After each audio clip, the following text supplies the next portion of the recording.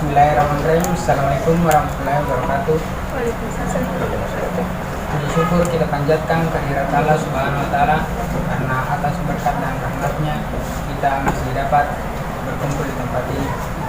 Dan tak lupa pula kita kirimkan salam serta salawat kepada junjungan kita Nabiullah Muhammad SAW yang telah membawa kita dari jalan kegelapan ke alam yang terang benderang seperti sekarang ini. Baiklah, kami dari kelompok 4 akan memaparkan materi tentang hukum pewarisan sifat Mendel. Sebelumnya, perkenalkan saya Zulfiandi sebagai moderator dan teman saya Lutfiati sebagai pemateri. Saya Reski Amalia sebagai pemateri. Saya Musdalifah sebagai pemateri. Saya Firman sebagai pemateri. Saya Nisur Ramadan sebagai pemateri. Nah, untuk menghabiskan waktu, saya persilakan pemateri untuk memaparkan materinya. Bab 1. Pendahuluan. 1. Latar belakang. Hukum pewarisan Mendel adalah hukum mengenai pewarisan sifat pada organisme yang dijabarkan oleh Gregor Johann Mendel dalam karyanya Percobaan mengenai persilangan tanaman.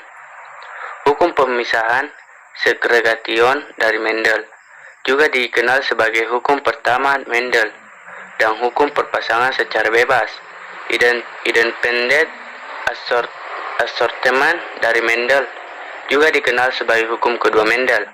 Hukum pewarisan Mendel adalah hukum mengenai pewarisan sifat pada organisme yang kita kenal dengan hukum segregasi dan hukum asortasi bebas yang telah dijabarkan oleh Gregor Johann Mendel.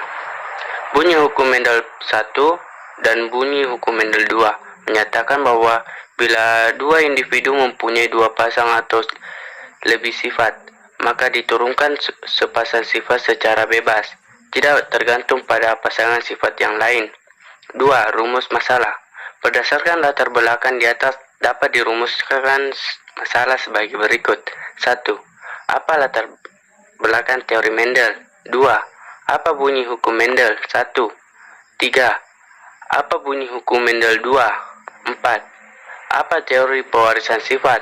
5. Apa saja percobaan Mendel? 3. Tujuan. A. Tujuan utama. Tujuan umum dari penulisan makalah ini untuk melengkapi tugas dari mata kuliah biologi. B. Tujuan khusus. 1. Agar siswa mengetahui latar belakang teori Mendel. 2. Agar siswa mengetahui hukum Mendel 1. 3. Agar siswa mengetahui hukum Mendel 2. 4. Agar siswa mengetahui teori pewarisan sifat. 5. Agar siswa mengetahui percobaan Mendel. Pembahasan 1. Latar belakang teori Mendel. Genetika adalah ilmu yang mempelajari pewarisan sifat dari induk kepada keturunannya. Gregor Johann Mendel, seorang biarawan di sebuah biara di Brunn, Austria, menyilangkan kacang ercis Bison sativum. Kemudian hasil persilangan ditanam dan diamati. Mendel melakukannya selama 12 tahun. Alasan Mendel memilih kacang ercis sebagai bahan percobaan adalah: A. Memiliki pasangan sifat beda yang mencolok. B. Melakukan penyerbukan sendiri. C. Mudah dilakukan penyerbukan silang. D. Waktu yang diperlukan untuk menghasilkan keturunan cepat. E. Mempunyai keturunan banyak. Langkah awal sebelum dilakukan perhitungan terhadap pengamatannya adalah menentukan galur murni jenis tanaman yang dijadikan percobaan. Tanaman galur murni adalah tanaman yang apabila dilakukan penyerbukan sendiri akan menghasilkan keturunan yang semuanya mempunyai sifat-sifat yang sama dengan induknya. Dalam percobaannya, Mendel melakukan perkawinan silang dengan menyerbukan sendiri antara dua varietas ercis yang berbeda sebagai induk-induknya. Turunan hasil perkawinan silang ini disebut hybrid, sedangkan prosesnya hibridisasi. Dari hasil percobaan yang diperolehnya, Mendel menyusun beberapa hipotesis, yaitu: A. Setiap sifat pada organisme dikendalikan oleh satu pasang faktor keturunan, satu dari induk jantan dan satu induk betina. B. Setiap pasang faktor keturunan menunjukkan bentuk alternatif sesamanya, misalnya tinggi atau rendah, bulat atau keriput, kuning atau hijau. Kedua bentuk alternatif ini disebut alel. C. Bila pasangan faktor itu terdapat bersama-sama dalam satu tanaman, faktor dominasi akan menutup faktor resesif. D. Pada waktu pembentukan gamet, pasangan faktor atau masing-masing alel akan memisah secara bebas. Individu murni mempunyai alel sama, yaitu dominan saja atau resesif saja. Hukum Mendel 1 dikenal juga dengan hukum segregasi, menyatakan pada pembentukan gamet kedua gen yang merupakan pasangan akan dipisahkan dalam dua sel anak. Hukum ini berlaku untuk persilangan monohibrid atau persilangan dengan satu sifat beda. Secara garis besar, hukum ini mencakup 3 pokok. Yang pertama, gen memiliki bentuk-bentuk alternatif yang mengatur variasi pada karakter turunannya.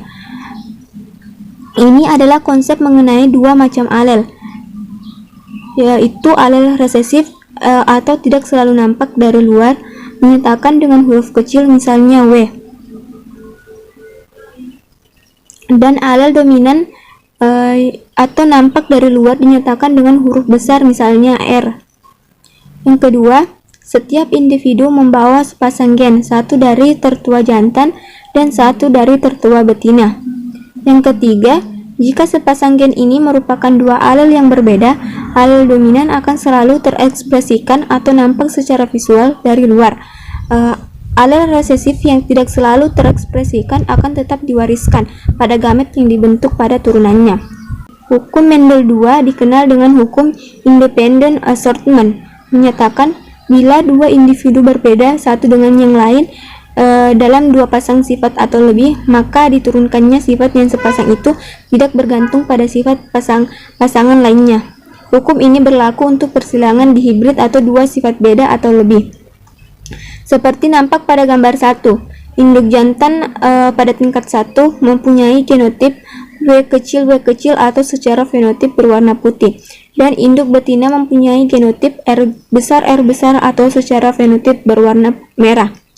Keturunan pertama pada tingkat 2 merupakan persilangan dari genotip induk jantan dan induk betinanya, sehingga membentuk 4 individu baru, atau semuanya bergenotip W kecil R besar.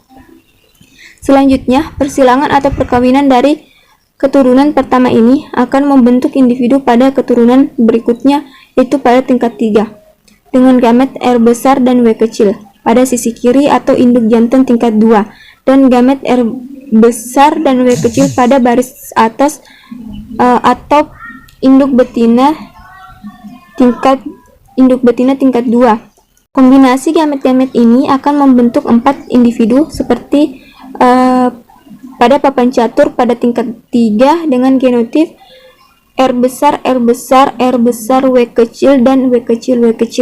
Jadi pada tingkat 3 ini, perbandingan genotip R besar berwarna merah dan R besar W kecil juga berwarna merah dan W kecil berwarna putih adalah 1:2:1.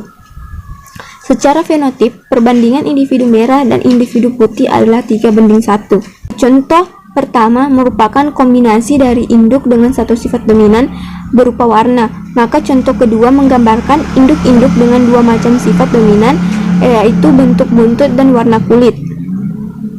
Persilangan dari induk dengan satu sifat dominan disebut monohibrid, sedangkan persilangan dari induk-induk dengan dua sifat dominan dikenal sebagai dihibrid dan seterusnya. Pada contoh kedua, sifat dominannya adalah bentuk buntut, yaitu pendek dengan genotip S besar dan panjang dengan genotip S kecil, serta warna kulit yaitu putih dengan genotip B kecil dan coklat dengan genotip B besar. Gamet induk jantan yang terbentuk adalah S besar B kecil dan S besar B kecil, sementara gamet induk betinanya adalah S kecil B besar dan S kecil B besar, atau nampak pada kotak. Pada contoh kedua ini, kombinasi gamet akan membentuk 4 individu pada tingkat F1 dengan genotip S besar, S kecil, B besar, B kecil, atau semua sama. Jika keturunan F1 ini kemungkinan dikawinkan lagi, maka akan membentuk individu keturunan F2. Gamet F1-nya nampak pada sisi kiri dengan baris atas pada papan catur. Hasil individu yang terbentuk pada tingkat F2 mempunyai 16 kemungkinan dengan dua bentuk buntut, yaitu pendek jika genotipnya S besar atau S besar S kecil, dan panjang jika genotipnya S kecil dan dua macam warna kulit, yaitu coklat jika genotipnya B besar atau B besar B kecil, dan putih jika genotipnya B kecil. Perbandingan hasil warna coklat banding putih adalah 12:4, sedangkan perbandingan hasil bentuk buntut pendek banding panjang adalah 12:4. Perbandingan detail mengenai genotip yaitu S besar B besar berbanding S besar B kecil berbanding S besar B besar berbanding S besar B besar B kecil berbanding S besar B kecil berbanding S besar B kecil berbanding S kecil B besar berbanding S kecil B besar B kecil berbanding S kecil B kecil adalah 1:4:1:2:1:1. Teori pewarisan sifat. Pewarisan sifat atau yang dikenal dengan hereditas merupakan suatu pewarisan sifat dari induk kepada keturunannya. Ilmu yang mempelajari tentang pewarisan sifat disebut dengan genetika. Pewarisan sifat itu dapat ditentukan oleh kromosom dan gen. Teori-teori tentang pewarisan sifat adalah sebagai berikut. 1. Teori embrio. Teori ini dikemukakan oleh William Harvey 1578 sampai 1657 yang menyatakan bahwa semua hewan berasal dari telur. Pernyataan ini diperkuat oleh Rainer de Graaf 1641 sampai 1673. Penelitian pertama yang mengenal bersatunya sel sperma dengan sel telur yang akan membentuk embrio. Rainer de Graaf menyatakan bahwa ovarium pada burung sama dengan ovarium pada kelinci. 2. Teori reformasi. Teori ini dikemukakan oleh Jan Swammerdam 1637 sampai 1689 yang menyatakan bahwa telur mengandung semua generasi yang akan datang sebagai miniatur yang telah terbentuk sebelumnya.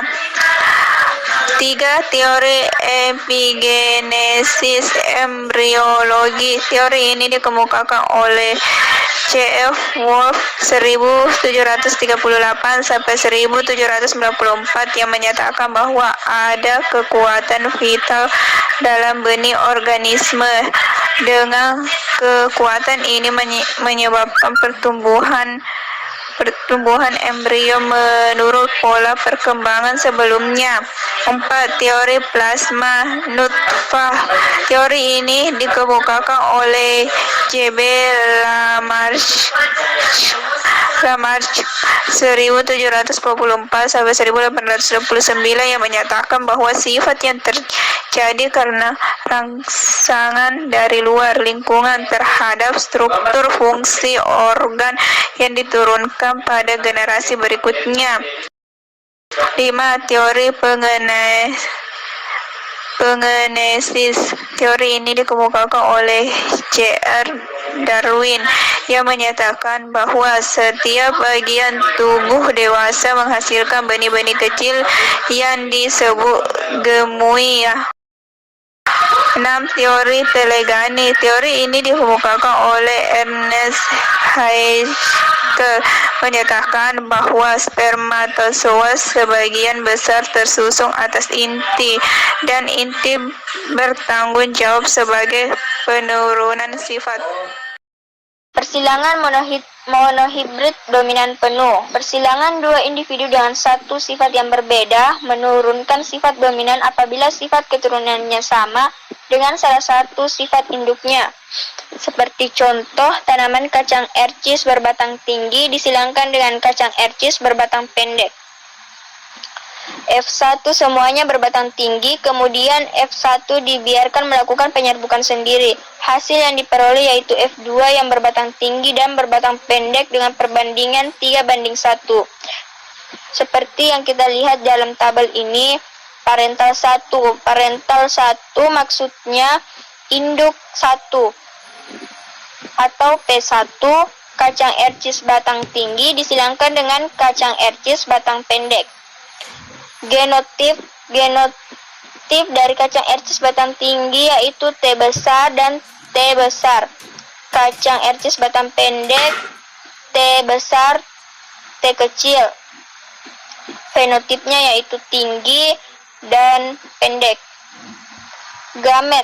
Gamet kacang ercis batang tinggi T besar dan T besar, sedangkan kacang ercis batang pendek T besar dan T kecil.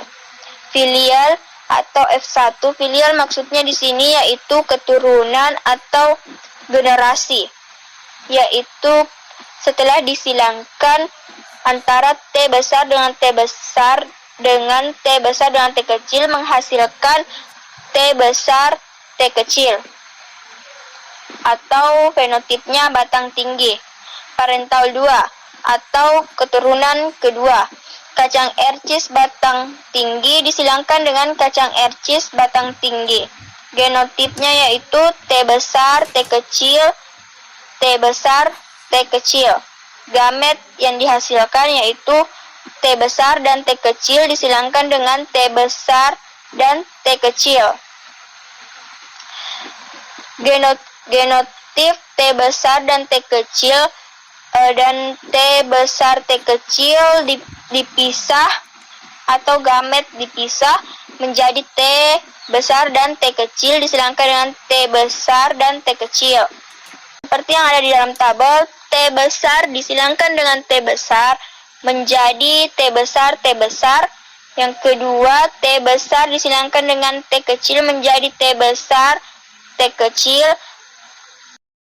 Persilangan monohibrid intermediate. Untuk persilangan ini berbeda dengan dominan yang penuh. Intermediate ini tidak ada perbandingan antara yang kuat dan yang lemah, hanya saja yang kuat. Persilangan ini tidak seperti salah satu fenotip galur murni, tetapi mempunyai fenotip diantaranya kedua induknya. Contoh, tanaman Anthinum majus galur murni merah atau memiliki simbol M besar disilangkan dengan galur murni putih dengan simbol M kecil. Dari persilangan itu diperoleh hasil filial 1 atau F1 yang semuanya berbunga merah muda. Jika F1 ini ditanam dan diadakan penyerbukan dengan sesamanya, maka F2 menghasilkan tanaman berbunga merah muda dan putih dengan perbandingan 1:2:1. Persilangannya dapat dilihat sebagai berikut.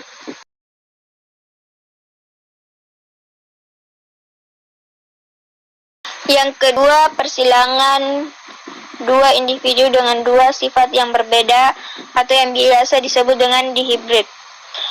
Persilangan dua individu dengan dua sifat berbeda atau lebih menghasilkan keturunan dengan perbandingan fenotip dan genotip tertentu.